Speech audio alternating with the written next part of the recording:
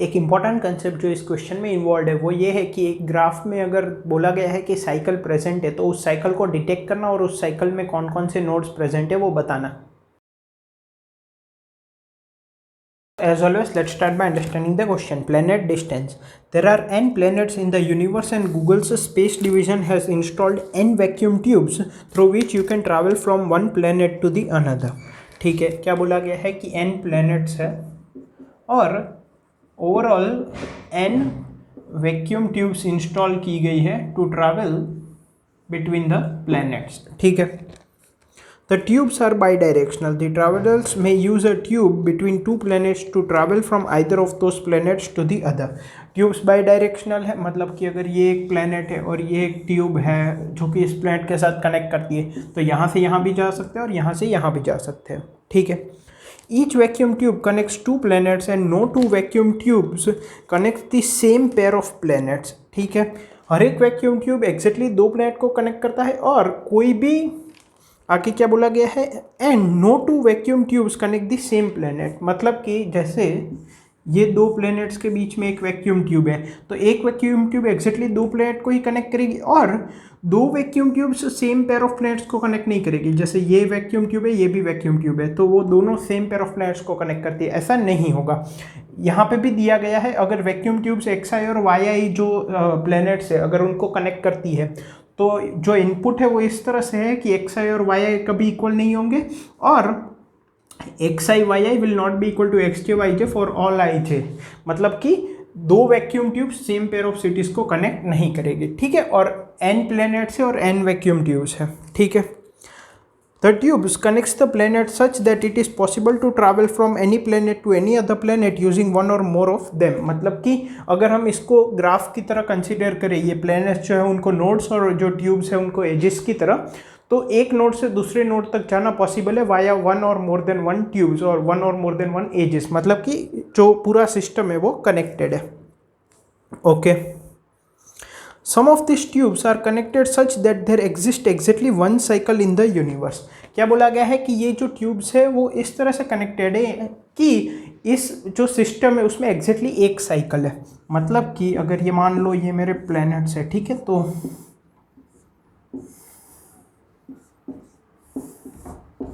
कितने प्लैनेट्स हुए 1 2 3 4 5 6 7, ट्यूब्स कितनी हुई 1 2 3 4 5 6 7 और कितनी एग्जैक्टली एक साइकिल है। ठीक है, अब ये तो यहाँ पे क्वेश्चन में दिया गया है, अगर नहीं भी दिया गया होता और अगर इनपुट इस तरह से होता कि n नोड्स है, n एजेस है और ये जो पूरा ग्राफ है वो कनेक्टेड है, मतलब कि एक नोड से दूसरे नोड तक हम जा सकते हैं डायरेक्टली और इनडायरेक्टली, तो इसका मतलब ये होता कि एग्जैक्टली एक एज प्रेजेंट हो, एक साइकिल प्रेजेंट होती, क्योंकि अगर n नोड्स और n एजेस n-1 एजेस है तो ये क्या हो जाता है, ये ट्री हो जाता है। ठीक है, अब इसमें अगर आप एक भी और एक एज ऐड करोगे जिससे कि पूरा सिस्टम कनेक्टेड होगा तो एग्जैक्टली एक साइकिल आपको मिलेगी ही। ठीक है, Google has hidden gifts in all the planets that are part of this cycle. Now Google wants to know how far away from each of the planet in the universe is from the gifts. ठीक है, क्या बोला गया है कि जितने भी planet cycle का पार्ट है उसमें गिफ्ट्स है, यहाँ पे भी गिफ्ट है, यहाँ पे भी गिफ्ट है, यहाँ पे भी गिफ्ट है और यहाँ पे भी गिफ्ट है। तो अब पूछा गया है कि जितने भी प्लेनेट है यूनिवर्स में या तो फिर सिस्टम में वो गिफ्ट से कितना दूर है, जैसे कि इसका डिस्टेंस गिफ्ट से 0 है। अब जब भी डिस्टेंस की बात करते हैं हम मिनिमम डिस्टेंस की बात करते हैं, तो इसका 0 है, इसका 0 है, इसका 0 है, इसका 0 है, बिकॉज गिफ्ट उन्हीं में प्रेजेंट है। इस नोड का 1 डिस्टेंस है, इस नोड का भी 1 डिस्टेंस है और इसका गिफ्ट से कितना डिस्टेंस है 1 and 2।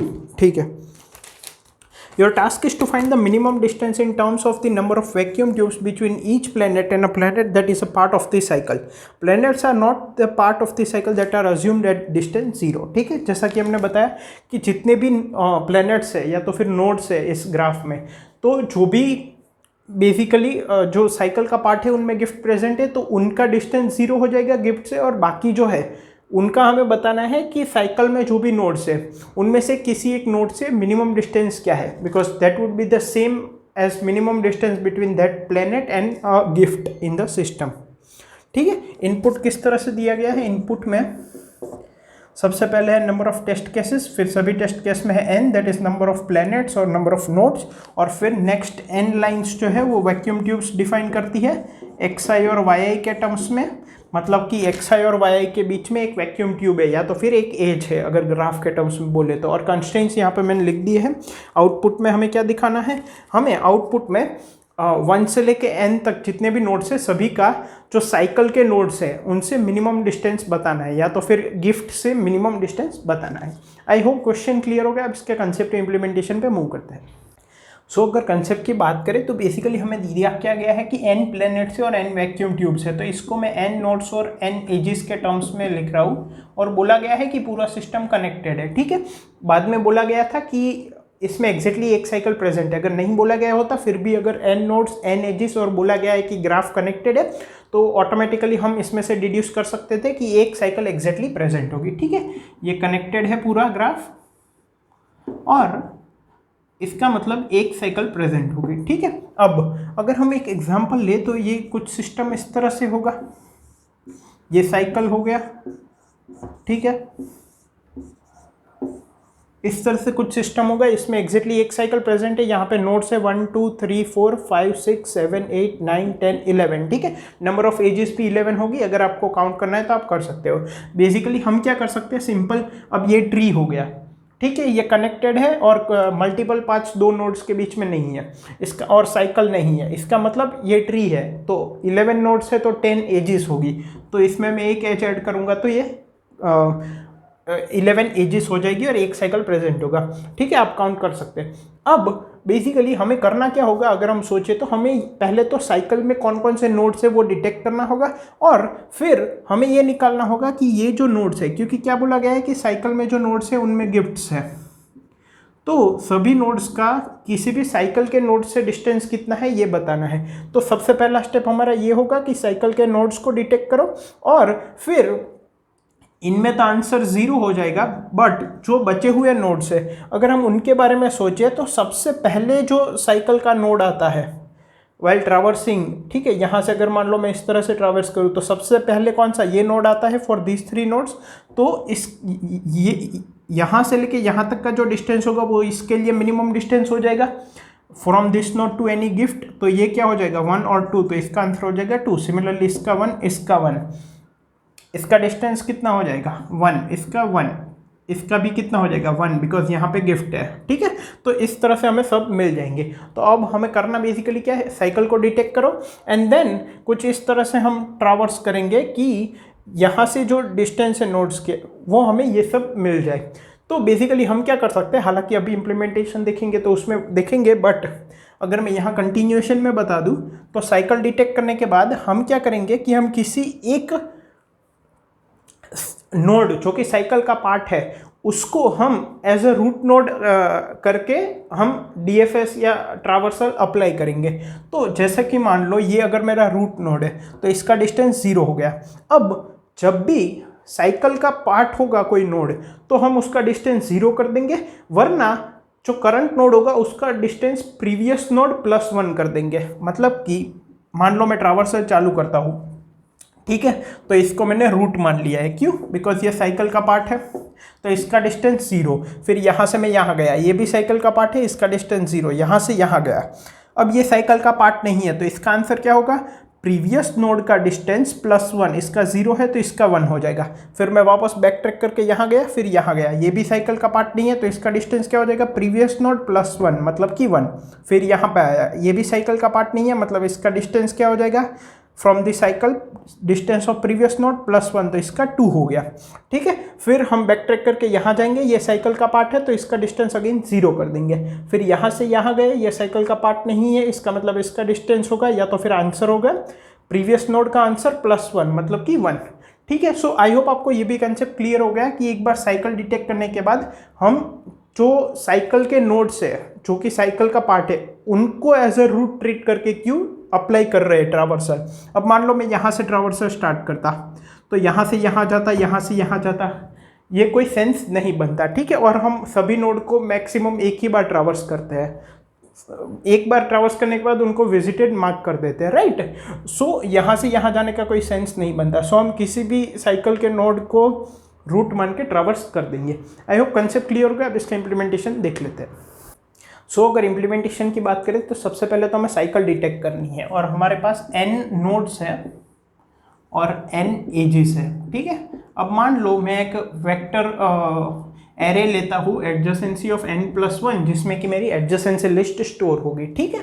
एडजेसेंसी ऑफ i में क्या स्टोर होगा इस लिस्ट में, जो भी नोड्स i के एडजेसेंट है वो, ठीक है। अब यहाँ पे मैं पहले दो एरे लेता हूँ, एक विजिटेड एरे लेता हूँ n+1 साइज का, जिसको ट्रैवर्स करते टाइम हम नोड्स को मार्क कर सके कि विजिट हुआ है कि नहीं, और दूसरा एक साइकिल ऑफ n+1 लेता हूँ, जो कि साइकिल ऑफ i ट्रू होगा अगर वो नोड साइकिल का पार्ट है, और फॉल्स होगा अगर वो साइकिल का पार्ट नहीं है। इनिशियली मैं इसमें भी सबको फॉल्स कर दूंगा, इसमें भी सबको फॉल्स कर दूंगा। मैं दो वेरिएबल लूंगा f1 = f2 = 0। ये क्यों लूंगा अभी पता चल जाएगा। अब जैसे कि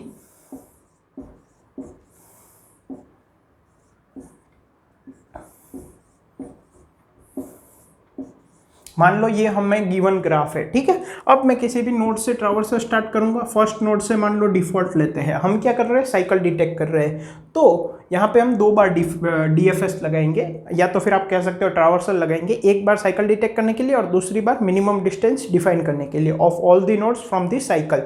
अब मान लो ये फर्स्ट नंबर नोड है, इससे मैंने DFS अप्लाई करना स्टार्ट किया टू डिटेक्ट दी साइकिल।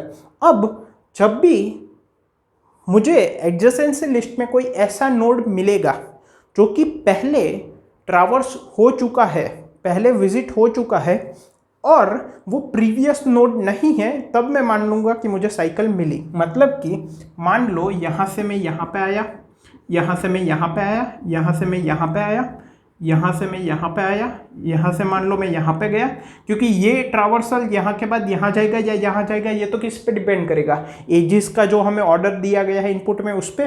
तो हो सकता है कि इसके बाद ये ट्रैवर्स ना हुआ हो, इसके बाद ये ट्रैवर्स हुआ हो, फिर इसके बाद ये हुआ हो, फिर यहाँ से वापस बैक ट्रैक, फिर यहाँ से यहाँ गया मैं, यहाँ से यहाँ गया।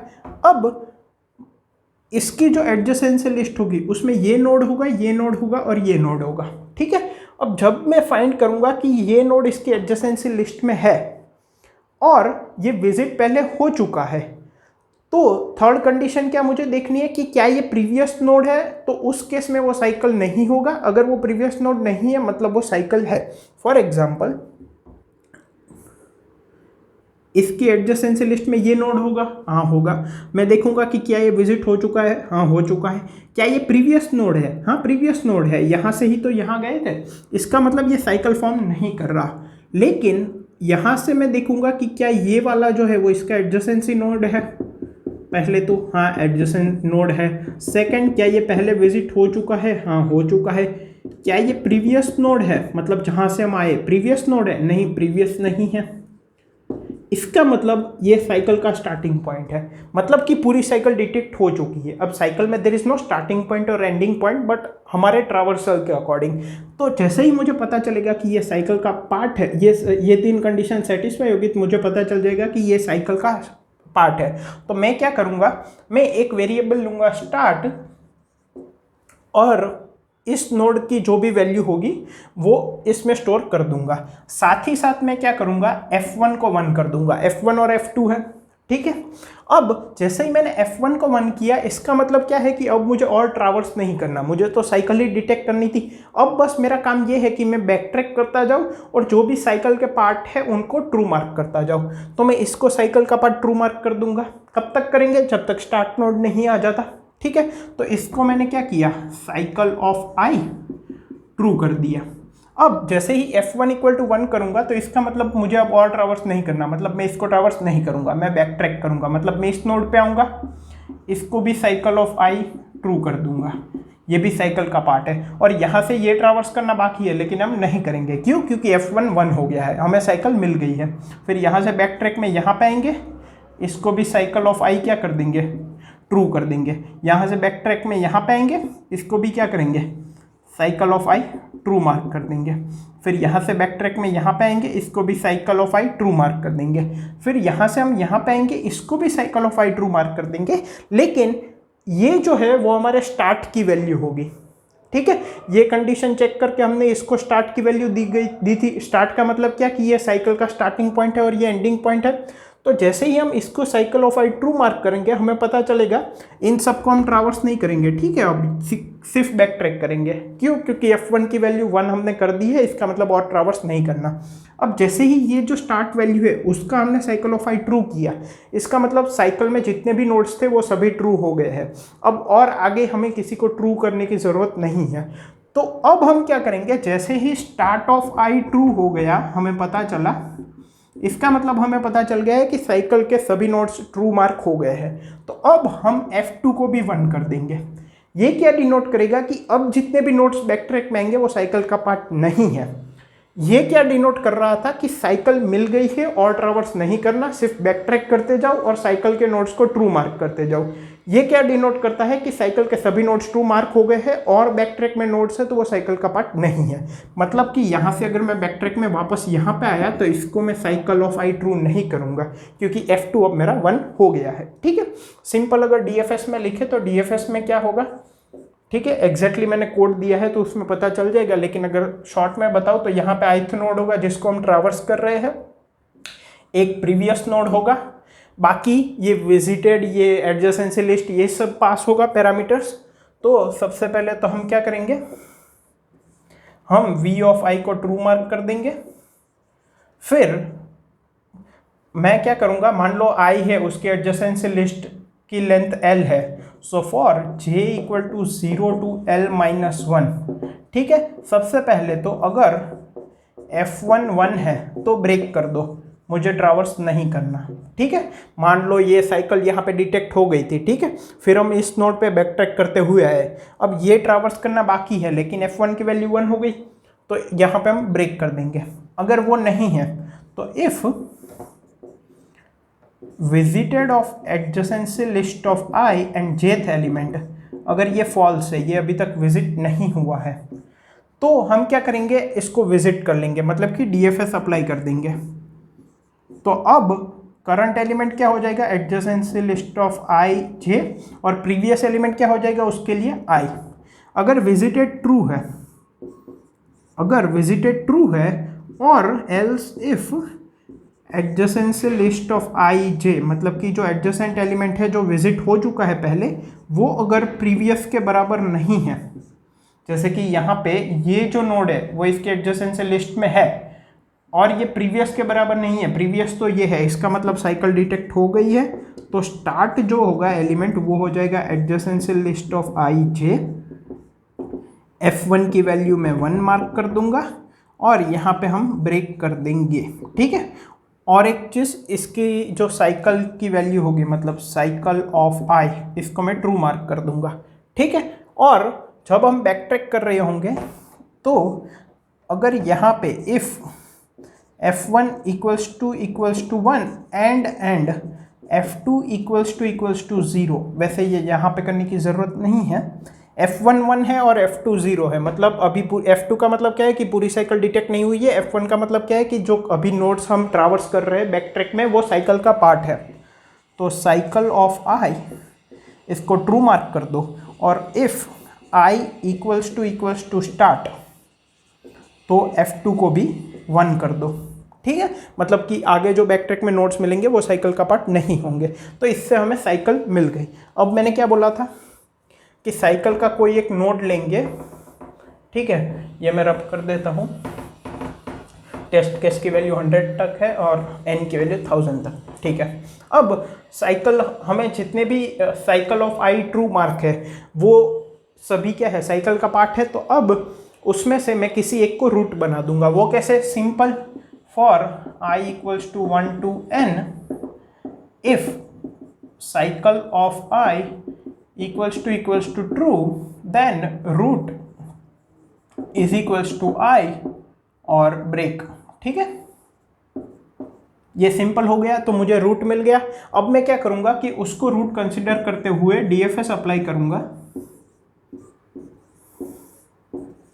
ठीक है, और एक और एरे लूंगा, मान लो आंसर ऑफ n+1, जिसमें कि हम आंसर स्टोर करेंगे। ठीक है, अब मान लो इसको मैंने रूट लिया, ठीक है। तो अब एक और DFS होगा, DFS 1, ठीक है 1। इसमें हम क्या पास करेंगे, करंट नोड मान लो I, और बाकी वही एडजेसेंसी लिस्ट, फिर ये विजिटेड एरे वो सब, और हमारा आंसर एरे, ठीक है।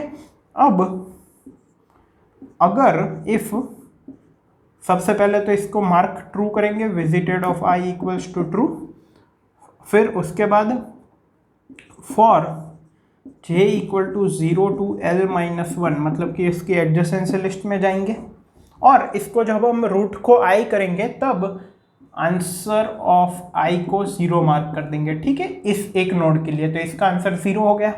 फिर इसके एडजेसेंट एलिमेंट को ट्रावर्स करेंगे। अगर एडजेसेंट एलिमेंट जो है वो साइकिल का पार्ट है, मतलब cycle of adjacency list of I and j element is equal to true, अगर वो साइकिल का पार्ट है तो answer of adjacency list of I j is equal to 0, else answer of adjacency list of I jth element equals to answer of I plus 1, ठीक है। और okay, और फिर यहाँ पे एक और इफ कंडीशन आएगी सबसे बाहर, इफ अगर adjacent element of I j जो है वो विजिट होना बाकी है तो, सो विजिटेड इज फॉल्स, तो उस केस में ये सब होगा, और हम DFS 1 अप्लाई कर देंगे किस पे, इस एडजेसेंसी एलिमेंट पे, ठीक है, जो jth एलिमेंट है उस पे ये एरे पास कर देंगे। तो बेसिकली यहाँ से हम ट्रावर्स करना स्टार्ट करेंगे। अब ये भी साइकिल का पार्ट है, इसका साइकिल ऑफ I ट्रू होगा तो इसका आंसर 0। अब यहाँ से यहाँ गए, ये साइकिल का पार्ट नहीं है, इसका मतलब answer of adjacency list of I j equal to answer of I plus 1, मतलब कि I क्या है जहाँ से वो आया है प्रीवियस नोड, तो इसका आंसर क्या हो जाएगा 1। फिर यहाँ से यहाँ गए, फिर इसका आंसर भी क्या हो जाएगा 0, क्योंकि ये साइकिल का पार्ट है, इसका आंसर 1 हो जाएगा, इसका आंसर 1 हो जाएगा। अगर यहाँ पे होता तो इसका आंसर 2 हो जाता, 1 + 1 2। फिर ये भी साइकिल का पार्ट है, इसका आंसर 0, इसका आंसर 1, ये भी साइकिल का पार्ट है, इसका आंसर भी 0।